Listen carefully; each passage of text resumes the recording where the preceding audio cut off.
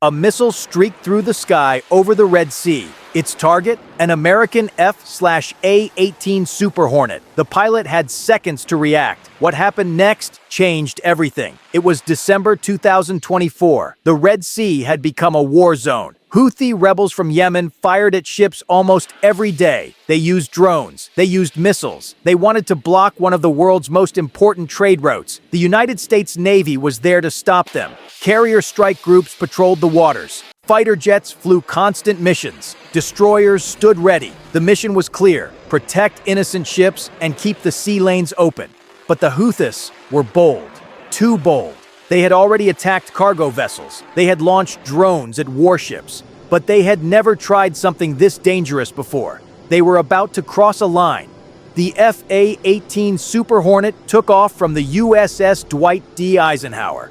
The pilot was experienced. He had flown dozens of missions over the Red Sea. His job was simple: patrol the area and watch for threats. The morning was calm. The sea below sparkled under the sun.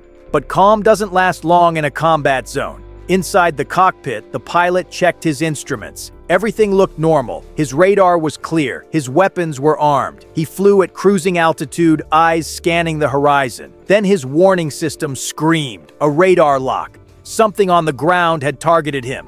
His screen lit up with alerts. A surface-to-air missile had just launched. It was coming straight for him. The pilot's heart raced.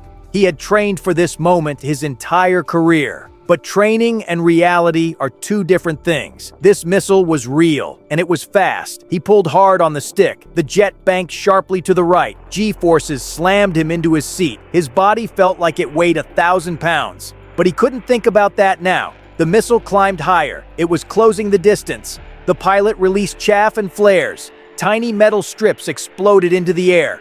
Bright flares burned hot, trying to confuse the missile's sensors. Would it work? The missile adjusted its course. It was still tracking him.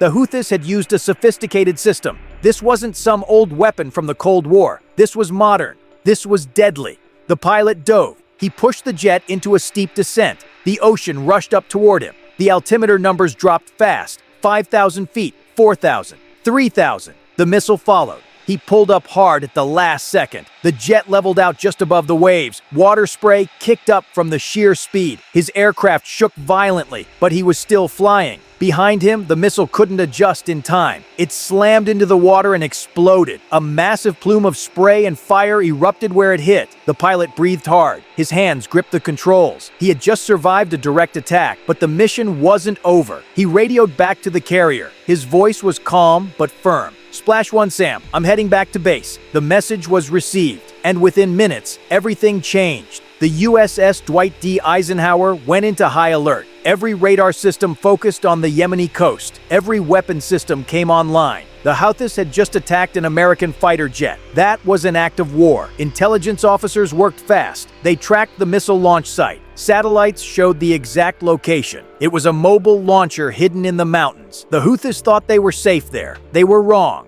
The carrier group commander made the decision. Retaliation had to be swift. It had to be overwhelming. The message had to be clear. You don't shoot at American pilots. 2 more F/A-18s launched from the deck. They carried precision-guided munitions. Their mission was simple: destroy the launch site. The jets screamed across the Red Sea. They flew low and fast. Their targets were locked in. The pilots didn't hesitate. When they reached the coordinates, they unleashed their weapons. Bombs fell from the sky. They were guided by GPS and laser systems. There was no escape. The explosions lit up the mountain. Fire and smoke rose hundreds of feet into the air. The mobile launcher was obliterated. The command post nearby was destroyed. Secondary explosions followed as ammunition cooked off. Within minutes, the threat was neutralized. The Houthis had lost not just a launcher, but an entire missile battery. Their operators were gone. Their equipment was scrap metal. But the U.S. wasn't finished. Over the next 48 hours, American forces launched a coordinated campaign.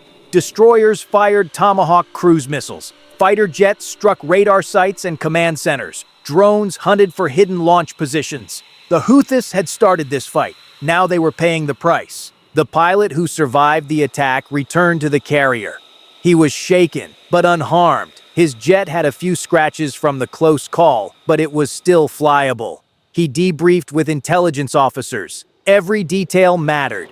The attack made global headlines. News outlets reported the incident. Analysts discussed what it meant. Some called it a dangerous escalation. Others said it was inevitable. The Houthis released a statement. They claimed they would continue their attacks. They called it resistance. But behind the propaganda, the reality was different. They had lost significant military assets. Their ability to threaten aircraft had been severely damaged. American forces remained in the Red Sea. Patrols continued. Ships kept moving through the trade route. But now there was a new level of readiness. Every pilot knew the risks. Every commander knew the stakes. The message to the Houthis was clear. Attack our forces, and we will respond with overwhelming power. But this incident raised bigger questions. How did the Houthis get such advanced missiles? Who was supplying them? Intelligence agencies pointed to Iran. Evidence showed Iranian weapons and training. The conflict in Yemen was no longer just a civil war. It was part of a larger regional struggle. The Red Sea had become a flashpoint, and the world was watching. The day a Houthi missile targeted an American fighter jet should have been a disaster. It should have been a tragedy, but it wasn't.